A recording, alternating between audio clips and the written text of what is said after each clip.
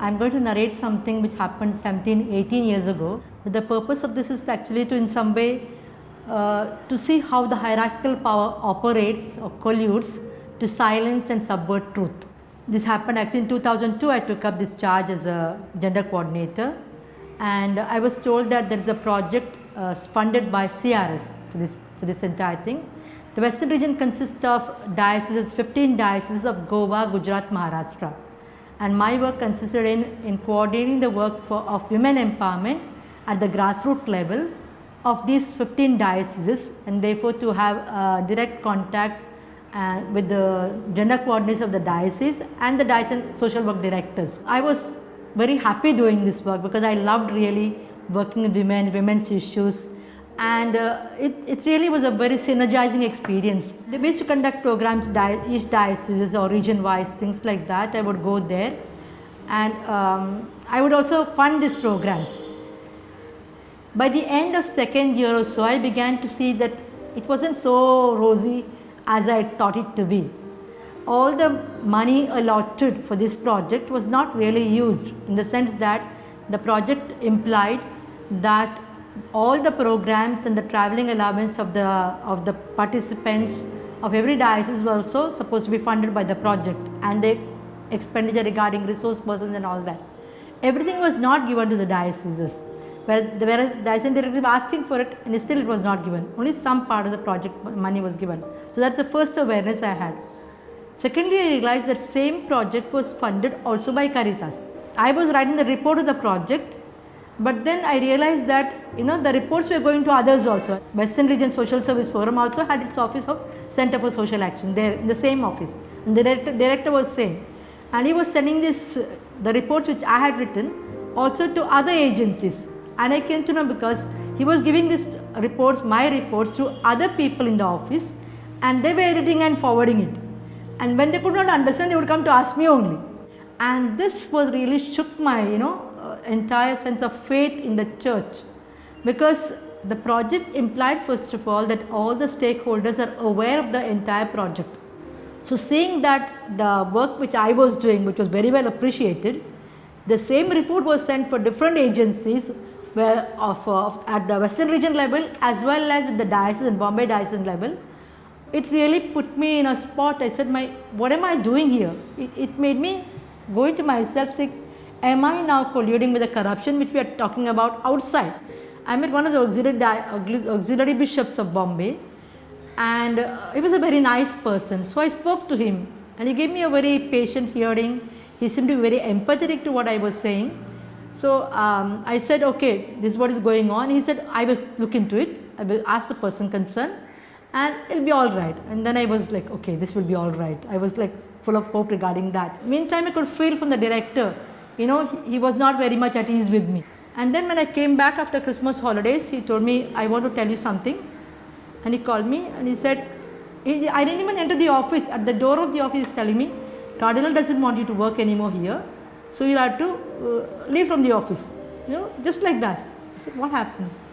No, you have written something which Cardinal is very upset about, and so you cannot work here anymore. I had tried meantime to speak about this in my own fora within the congregation, in my own community with the superior concern and with my provincial, but she never gave me an appointment. I asked her appointment, told her I would like to talk to you about this. I wrote a lot to this bishop.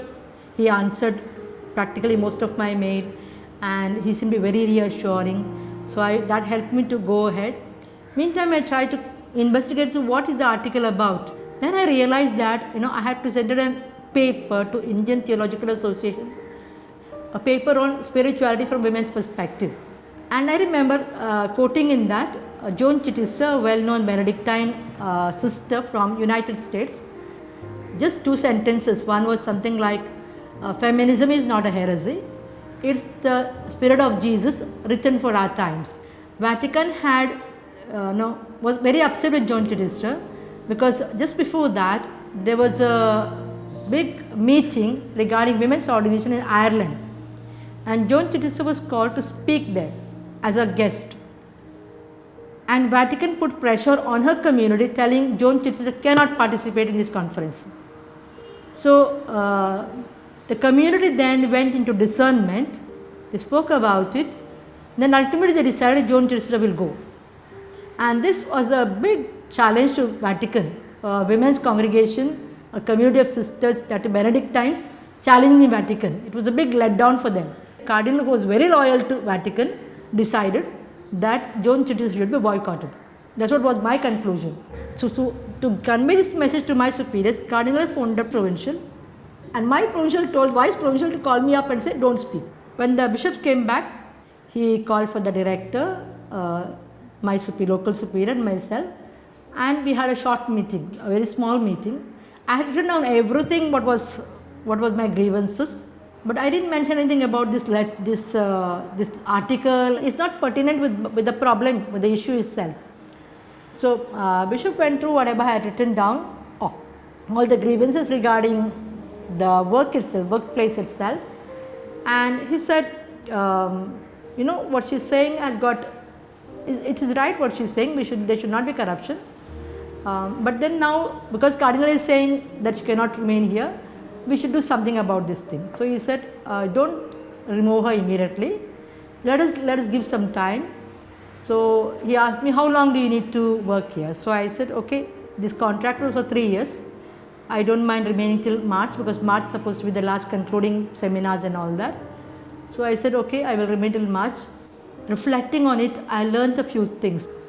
First of all, diverting attention.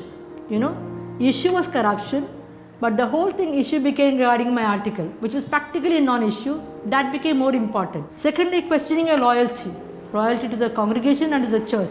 And there you feel the good religious that you are, you say, my God, what am I doing? The whole message that I received was support the system no matter what. Okay, don't question. Thirdly, inducing doubt and guilt into me that you are doing something wrong. Fourthly, I was amazed at the way closing of ranks happened among the different people in the hierarchy. There were different people altogether, belonging to different organizations. There were men and women, but all belonged to hierarchy, and everybody, colluded with each other to keep the matter hush.